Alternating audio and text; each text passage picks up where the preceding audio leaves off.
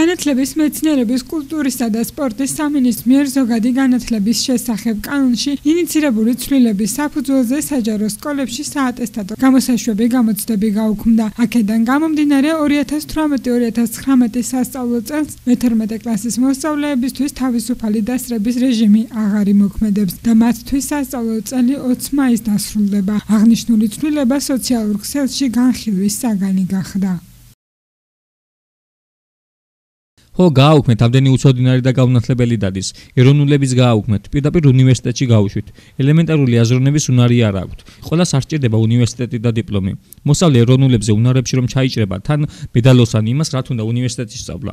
ან 12 წლის მანძილზე საგნების მხოლოდ სახელები რომ იცოდა და ელემენტარული წიგნების ყდაზე არ გაუხედავს. ისეც რაც უნდა დიპლომი. ჯერ ვერც აიღებს კარგ ხანს, მაგრამ მაინც. თავისუფალი დასწრება თუ საატესტატო გამოცდების გამო იყო მე-11 კლასში რატომ არ გქონდა, როცა ვაბარებდით. უსამართლოა 4 ადრე ამ გადაწყვეტილების მიღება. ცოტა ადრე რომ გამოგეცხადებინათ, ეს სიახლე ასეთი რთული იყო? იცით რომ მოსწავლეები არაფერს აკეთებენ სკოლაში, გსმენიათ? ვისთვის გვატარებთ სკოლაში, თქვენ თვითონაც ხომ იცით რომ ტყუილად დავდივართ. ეს არის საშინელება და სისულელე პირდაპირ მნიშვნელობით. ზოგჯერ მგონია ჩარჩოებს ვერ ცდებიან ამ სამინისტროში მომუშავე ადამიანები და ლოგიკურად რომ ცდილობენ რაღაცების გაправებას, ეს კიდევ საოცრებაა. ამასთან აუცილებელია ყოველთვის პროტესტის და აქციების აუცილებლობა, რომ რაღაც უკეთესობისგან შევცვალოთ. ეს რა წესია, იქნებ შეიცვალოს მინისტრმა აზრი. უამრავ ბავშვს გამოყვება ექსტერნი და ვერ ჩავაბარებთ, იმიტომ რომ სკოლაში არ გვასწავლიან და რომ ჩავიჭრებით ვისი ბრალია, ჩვენი თუ ამ სისტემის. იქნებ დაინიშნოს შეხვედრები მინისტრთან თვეში ერთხელ მაინც, რომ ჩვენ მაინც შევძლოთ რაღაცეების უკეთ ახსნა, იმიტომ რომ ფაქტია, ამას მისი თანამშრომლები ვერ აკეთებენ.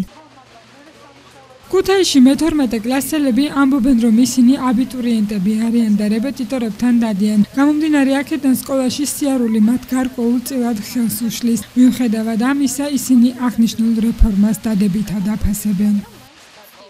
მიუხედავად იმისა, რომ ვერ ვახერხებთ და ვერ ვათავსებთ ამ ყველაფერს ერთმანეთთან, ვფიქრობ, რომ სწორი არის ეს გადაწყვეტილება, რადგან უფრო რეჟიმის სახეს მიიღებს ეს ყველაფერი, სასწავლო პროცესიც უფრო, რა თქმა უნდა, უკეთესი იქნება და ვთვლი, რომ კარგი არის ეს ყველაფერი. რომ ვთქვა, რომ არ მეშლება, ვერ გეტყვით, მაგრამ ვახერხებ, რომ შევათავსო ეს ყველაფერი ერთმანეთთან. ვცდილობ ყველანაირად, იმიტომ რომ სკოლას თავისი სახელი აქვს და მინდა რომ ყველაფერს თავისი ფორმა ჰქონდეს. ჩემთვის ნაწილობრივ მისაღები არის, ნაწილობრივ არა, რადგან მაინც მე-12 კლასელები და აბიტურიენტები ვართ, ცოტა დაღლაც და ყველაფერს ერთად ვერ ვათავსებთ. თუმცა სკოლა ძალიან მეხმარება გარკვეული საკითხების დაძლევაში, გაკვეთილებზე ვარჩევთ ამა თუ იმ საკითხს და რაც მან გაურკვეველი მირჩება, ყველაფერს ვაღდგენთ, გაკვეთილები ტარდება ჩვეულებრივად, დავდივართ ყოველდღე და ჩემთვის მაგალითად მისაღებია რომ არ გაუქმდა, იმიტომ რომ უფრო რაღაც თვლი რომ გავზარმაცდებოდი ალბათ.